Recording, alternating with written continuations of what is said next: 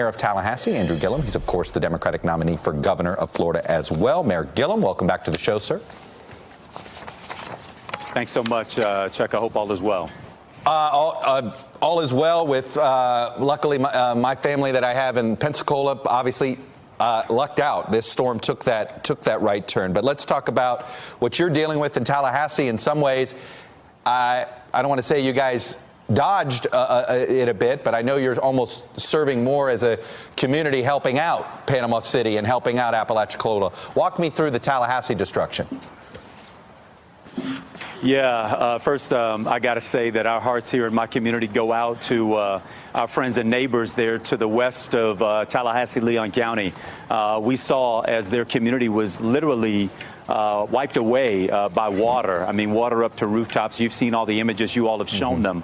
Our challenge here in Tallahassee was of a different nature. It was largely wind and rain. In my community, we've got about 50% tree cover, which means when the rain comes and that ground gets saturated, the wind knocks those trees over. We've got thousands of trees down in my community. Over 100,000 of our residents are without power. We are experiencing a lot of work today to remove debris and trees from covered impassable roads. And we've got our utility crews on the line trying to get power back restored. But the truth is that we're counting our blessings here in Tallahassee. We know that it could have been much worse for us. And when we see what's happened to our friends and neighbors, we really are quite fortunate. Do you feel like you have an estimate of when you feel as if your city will be fully functioning again with power, with cleared streets, you know, being able to reopen schools, all of those things? When do you feel like Tallahassee can be back to work? Is Monday morning realistic? Well, we're trying. Today, folks woke up to crews really saturating my city. We had pre-staged over 100 utility linemen, 6 o'clock this morning. They were out working on these poles. I went around and visited a couple today and throughout the day. The truth is, though, is that because the impact to our grid system, over 60% of the transmission lines were impacted. Because of the damage south of us, our energy line to Southern Energy was cut off. It's important that we get that reestablished because, as you know, you can't have too much energy on a grid system or else more harm is caused. And so we've got to get that reconnection established. Hard to give a hard estimate at this point. I will tell you, damage was greater than Hermine. And Hermine, we had about 90% of our utility back up in 72 hours. We're hoping to beat that. But we're still waiting for some estimates to come in. When are you going to feel comfortable going back on the campaign trail? Well, I tell you, my first job is obviously here as mayor of Florida's capital city. I was here and prepared to help see our community through the storm. I'll feel better when we got our folks back reconnected to electric utilities. Obviously, it will take some time getting debris removed and that kind of thing. But once we got people their power back, I'll feel comfortable getting back out on the trail campaigning. And how would you assess Governor Scott and the administration and how they're leading the effort here? Yeah. Well, my relationship has mainly been outside of our municipal level, has been with Governor Scott and Senator Nelson. We have been in touch as well with folks from the White House, and everybody seems accommodating our requests. We've kind of tried to keep them down, understanding that the requests to the west of us are much, much greater. But obviously, everything that we need, we're putting in the requests and are hoping to get a good response. So I'd say we're working together right now. All right. I want you to put your gubernatorial hat on for a moment when it comes to Tyndall Air Force Base.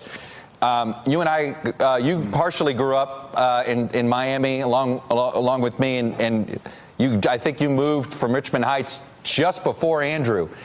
Homestead Air Force Base was the heart. Homestead Air Force Base was the heart of the community down there, and Andrew devastated it, and it was always sort of teetering on the list of whether they were going to close it, and then it gets decimated, and they never really fully returned. I think there's a fear that somehow, because of the devastation to Tyndall, that this could become an excuse to, you know, shut down another base. You know, Florida's got plenty of bases, will be the argument perhaps. What are you going to do if elected governor to save Tyndall? Well, first of all, I hope that thought is not a serious one at the federal level. Tyndall plays an incredibly important role, not only to our national and international security, but to the economy of the Western Panhandle, of the state of Florida. You've got a whole community that has grown up as a military support arm, if you will. The schools are filled with students whose parents are public servants and really giving their all for our country. Honestly, I hope we are just prognosticating and that's not a real possibility. I'll do everything that I can as governor to defend Tyndall as an important instrument to the national defense of the United States. One last question. There's been a bit of a debate that has sparked inside both the Democratic Party and a little bit between the Democrats and Republicans, which is the famous line that Michelle Obama said, "When they go low, we go high."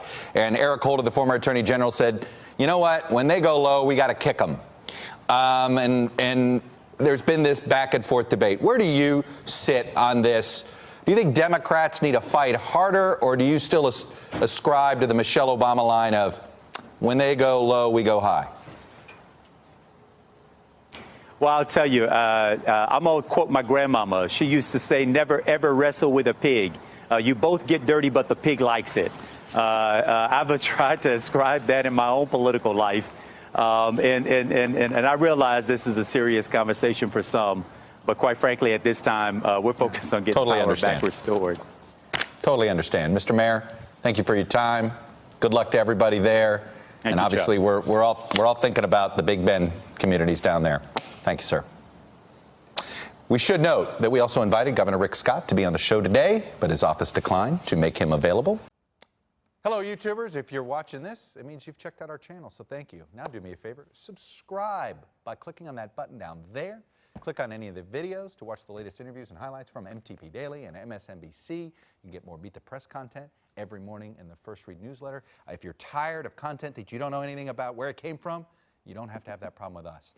NBC News, MSNBC, MTP, and the Meet the Press mindset right here for you on YouTube. Subscribe now.